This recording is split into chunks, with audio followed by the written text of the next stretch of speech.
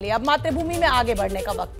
केंद्र सरकार ने सेना में भर्ती का एक नया प्लान पेश किया है आज, और नाम है अग्निपथ, जिसे आज सीसीएस ने मंजूरी भी दे दी है। अग्निपथ के जरिए युवाओं को सेना में सेवा देने का पूरा मौका दिया जाएगा। पूरी योजना क्या है, इसका मकसद क्या है, सेना को क्या फायदा होगा, युवाओं को क्या कुछ मिलेगा, सब कुछ बताती है हमारी ये रिपोर्ट। देखिए, अग्निपथ योजना से अग्निवीर बनने का मौका, देश के युवाओं को राष्ट्र की रक्षा का मौका, युवाओं के लिए बढ़ेगा रोजगार का मौका। सेना में भर्ती का सरकार ने लाया नया प्लान। देश की सेना को और ताकतवर और ज्यादा मॉडर्न और प्रोफेशनल बनाने के लिए केंद्र की सरकार ने बड़ा फैसला किया है। कैबिनेट कमेटी ऑन सिक्योरिटी यानी सीसीएस की बैठक में ऐतिहासिक निर्णय लिया गया और अग्निपथ योजना को मंजूरी दी गई। राष्ट्र सर्वोपरि, देश ही हो जिसकी पहचान। अग्निपथ सेना में भर्ती के लिए सरकार का नया प्लान है, जिसका मकसद सेना में युवाओं को ज्यादा से ज्यादा मौके देना भी है।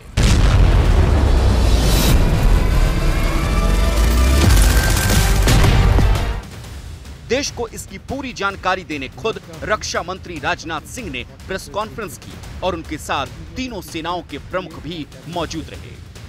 यह योजना देश की सुरक्षा को मजबूत करने व हमारे युवाओं को मिलिट्री सर्विस का अवसर देने के लिए लाई गई है।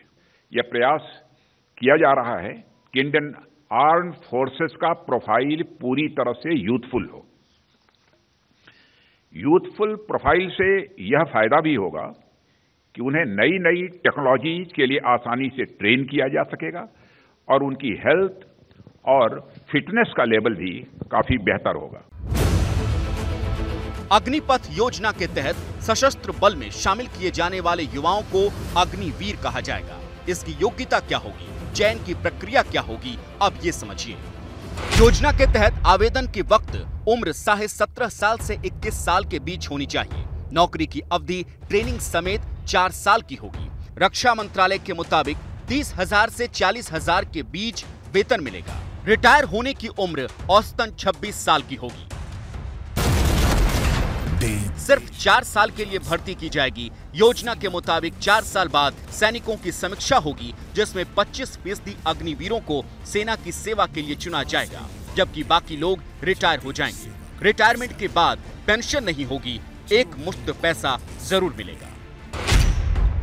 योजना के मुताबिक रिटायरमेंट के बाद नौकरी दिलवाने में सेना मदद करेगी। प्राइवेट कंपनियों में नौकरी मिलने में आसानी होगी। सेना में नौकरी से प्रोफाइल मजबूत बनेगी।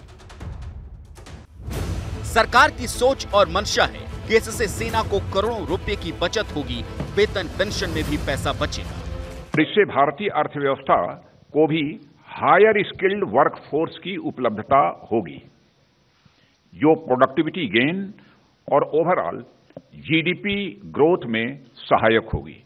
सरकार के मुताबिक अगस्त महीने से इसकी भर्ती शुरू हो जाएगी। पहले साल 46,000 अग्निवीरों का चयन होगा। ये तो खाली हुए जगह भर्ती करके पब्लिसिटी लेना चाहते हैं, ये तो रूटीन है।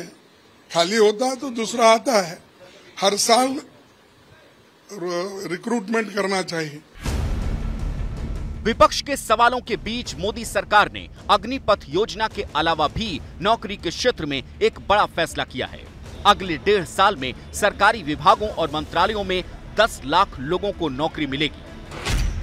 खुद पीएमओ के ट्विटर हैंडल से इसकी जानकारी दी गई है और इसे मिशन मोड में पूरा करने का निर्देश भी दिया गया है। 10 लाख सरकारी नौकरियां देने के ऐलान पर विपक्ष तीखे सवाल पूछ रहा है। इसे बोलते हैं 900 चूहे खाकर बिल्ली हज को चली। इस देश में 50 साल की सबसे भयंकर बेरोजगारी है। इस देश में 28 लाख सरकारी नौकरियां खाली पड़ी हैं। अब ट्विटर खेलकर प्रधानमंत्री कितनी देर तक हम सबको भटकाएंगे?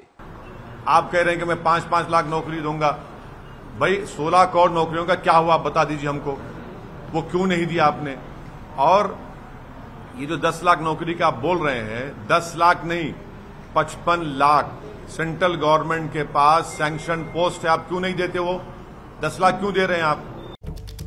तो अग्निपथ को सीसीएस ने मंजूरी दे दी। खुद रक्षा मंत्री राजनाथ सिंह ने आकर जानकारी दी। सेना के तीनों प्रमुख भी मौजूद थे।